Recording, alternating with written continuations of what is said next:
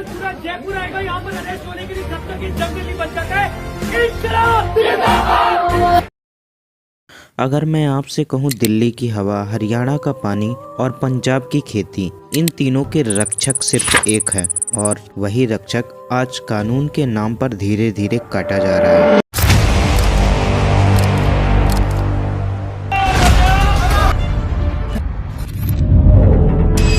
सोचिए एक ऐसी दीवार जो हजारों सालों से हमें रेगिस्तान के धूल से बचा रही है, अगर वही गिर गई तो क्या होगा। आज हम बात करेंगे अरावली हिल्स की, उस 100 मीटर रूल की जिसने बर्बादी का रास्ता खोल दिया है, और उस खतरे की जो आने वाले पूरे सालों में नॉर्थ इंडिया का अस्तित्व ही मिटा सकता है। Aravali Range, one of the world's oldest mountain range and North India's natural shield against desertification, is under threat. आज की ये वीडियो सिर्फ जियोग्राफी का लेसन नहीं, एक चेतावनी है। हम अक्सर पोल्यूशन पर बात करते हैं, वाटर क्राइसिस पर बात करते हैं, लेकिन हम उस जड़ रूट कॉजेस को इग्नोर कर रहे हैं जो इन सारी समस्याओं को रोक कर बैठी है। क्योंकि अगर अरावली नहीं बची तो आने वाली पीढ़ियों में सांस लेने के लिए साफ हवा नहीं मिलेगी, न पीने का पानी और न खाने के लिए अनाज मिलेगा। आखिर ये 100 मीटर रूल का क्या खेल है, चलिए गहराई से समझते हैं।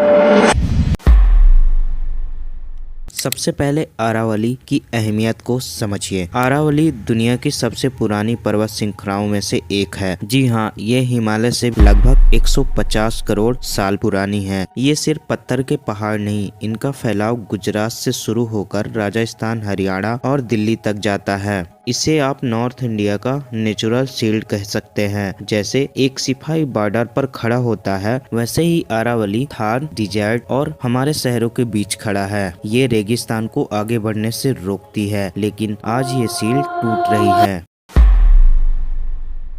अब आते हैं उस नियम पर जिसने विनाश को लीगल बना दिया है। इसे कहते हैं 100 मीटर रूल। सरकार के कुछ पुराने नियमों और लूप होल्स के मुताबिक अगर पहाड़ी जमीन से 100 मीटर पर नहीं है तो उन्हें पहाड़ी में नहीं गिना जाएगा। का मतलब ये है अरावली का वो हिस्सा जो ऊंचाई में थोड़ा कम है उसे पहाड़ नहीं माना जाएगा, और क्योंकि वो पहाड़ नहीं है तो वहाँ कंस्ट्रक्शन, माइनिंग, फार्म हाउस आसानी से बन सकते हैं। प्रॉब्लम ये है कि ये 100 मीटर रूल से हमें कैसे बेवकूफ बनाया जा सकता है। आइए इसे प्रोफेसर हाउ की वीडियो से समझते हैं।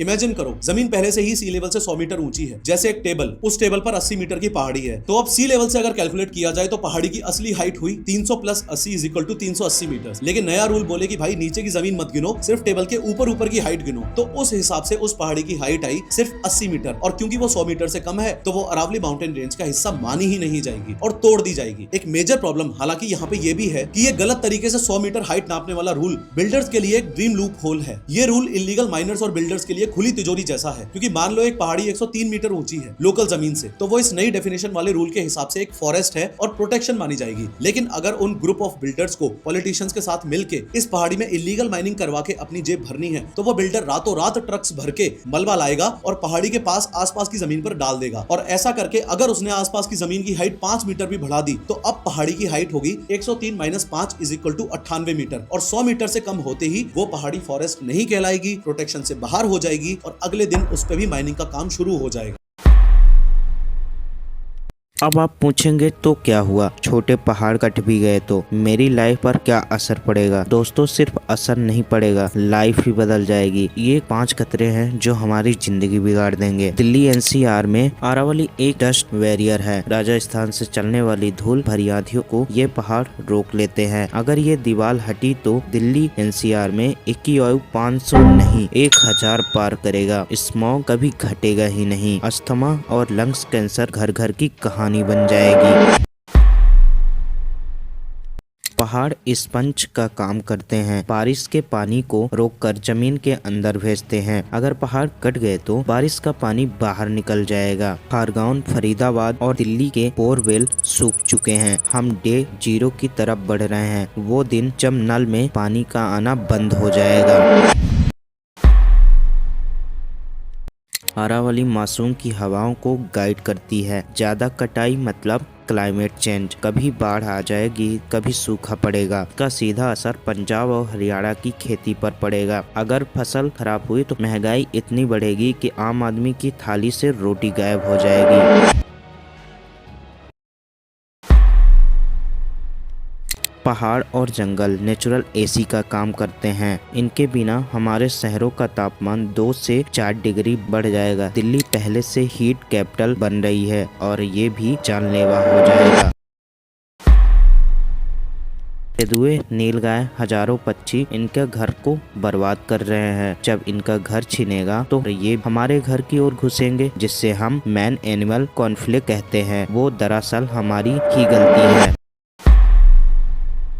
सिंपल है, लूपहोल। कागजों पर अरावली के कुछ हिस्सों को रेवेन्यू लैंड जो खेती के लायक नहीं है, उन्हें खेती के लायक दिखा दिया जाता है और डेवलपमेंट के नाम पर ग्रीन सिग्नल मिलता है और देखते ही देखते हरे भरे पहाड़ कंक्रीट जंगल बन जाते हैं। हम स्मार्ट सिटीज बना रहे हैं, लेकिन डेड सिटीज की कीमत पर।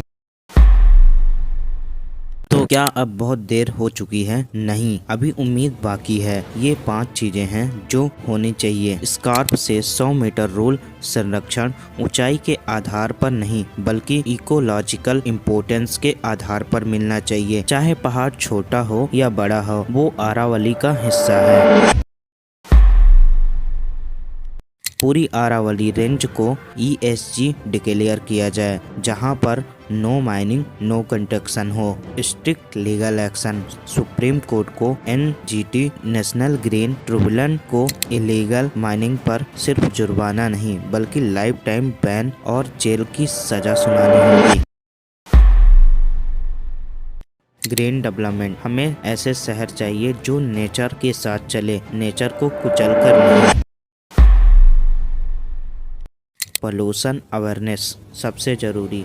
जब तक हम आप चुप हैं, तब तक ये चलता रहेगा। सोशल मीडिया पर आवाज उठाओ और पिटीशन साइन करो और अपने लोकल नेताओं से सवाल पूछो।